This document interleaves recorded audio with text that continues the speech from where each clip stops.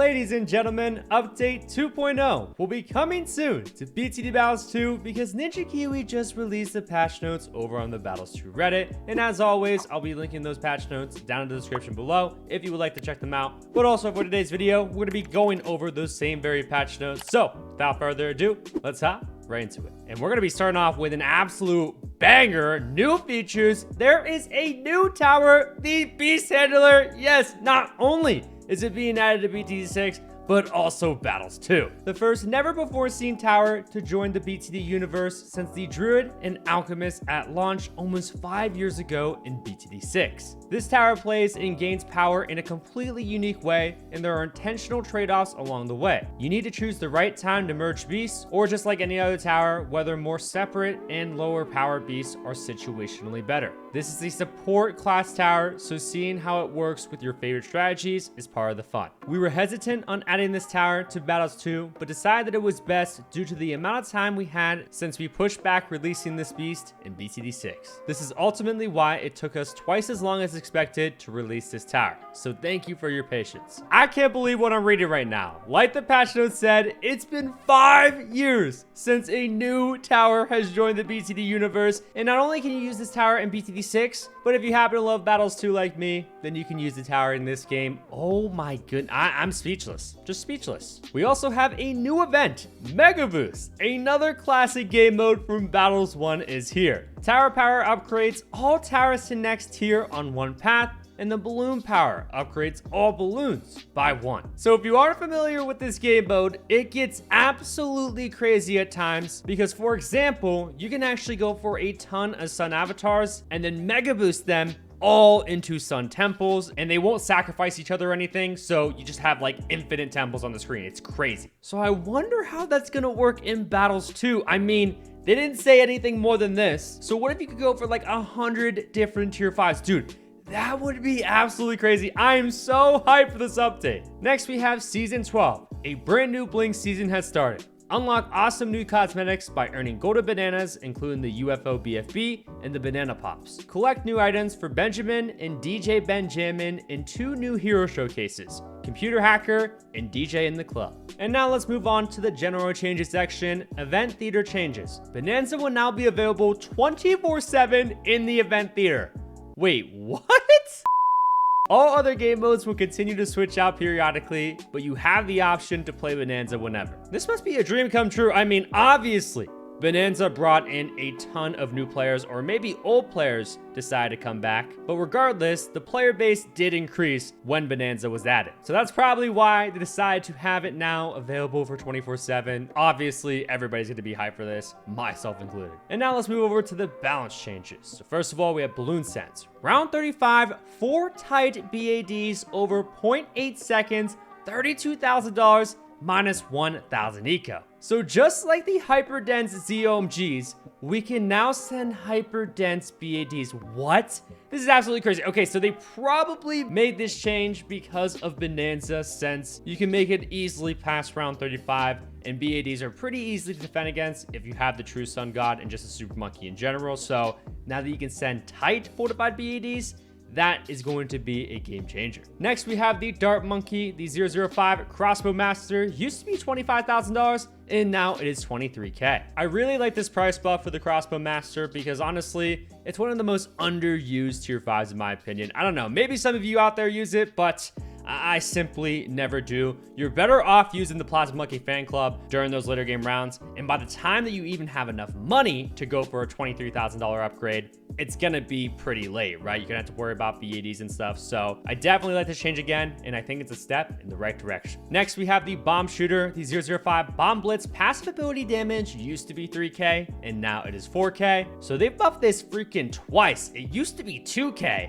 and then they changed it to 3K, but now 4K. So Bomb Blitz should be absolutely freaking amazing now, because honestly, it being at 3K, it still sucked, okay? I did a video over it. It was absolutely horrible. So just like the Crossbow Master, a step in the right direction. Next, we have the Glue Gunner. The 500 Balloon Solver BAD damage used to be 9, and now it is 15. Oh my God, thank you, Ninja Kiwi, for giving more purpose to the Glue Gunner, because, dude, guys, the Glue Gunner, it just falls off, okay? In Battles 2, you have to worry about DDTs, in BADs. And the glue gunner is actually really solid against DDTs, but does absolutely nothing during the later game rounds to fortify BADs. So given the balloon solver, the ability to do a little bit more damage to bats is definitely a great change. Next, we have the Monkey Buccaneer. The 001 long range used to be $300 and now it is $180. And the 003 Merchantmen used to be $1,600 and now it is $1,800. So they actually reverted the long range because it used to be 180 and then they made it to 300 and now they're going back to 180, but they're increasing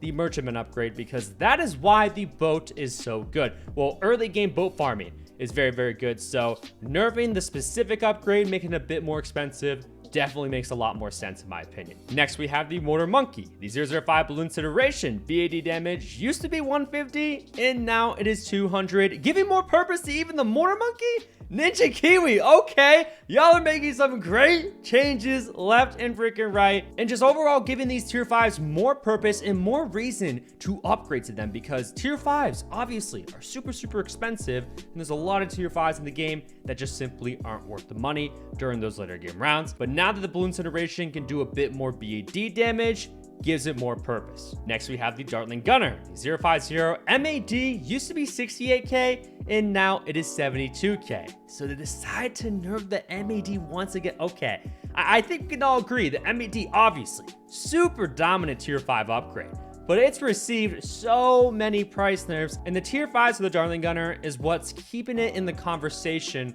of being a decent tower, because honestly, after all the early game nerfs to it, it's a pretty mid tower to say the least. So I don't think they should have nerfed the MAD, but I guess I understand because it is quite OP. Next, we have the Wizard Monkey. 004 Necromancer used to be 2,800 and now it is 3,200. So the Necromancer is honestly a very fantastic mid-game upgrade. It can pretty much defend against any rush as long as there's not too many purples. You gotta watch out for them purples, but if you have a Zilly, then you're absolutely fine against purples, and then just have another tower down the map to pop off the purple layer, and the Necromancer will do the rest. But I think it's understandable why they price nerf this upgrade, so I'm cool with it. Next, we have the Super Monkey. The 500 True Sun God used to be 400k, and now it is 500k. Once again, it used to be 500k. They probably increased the price mainly because of Bonanza, since it's pretty easy to get up, but 100k price nerf, it's still gonna be easy to get up in this game mode, ladies and gentlemen. So maybe they should have only made this change in Bonanza, because yeah, making this 500k, nobody is going to be using it ranked. I mean, heck, even when it was 400k, nobody was using this tower in ranked. But next, we have the Alchemist. The 300 Berserker Brew used to be 1,500 and now it is 1,700. And the 400 Stronger Stimulant used to be 2,500 and now it is 3,000.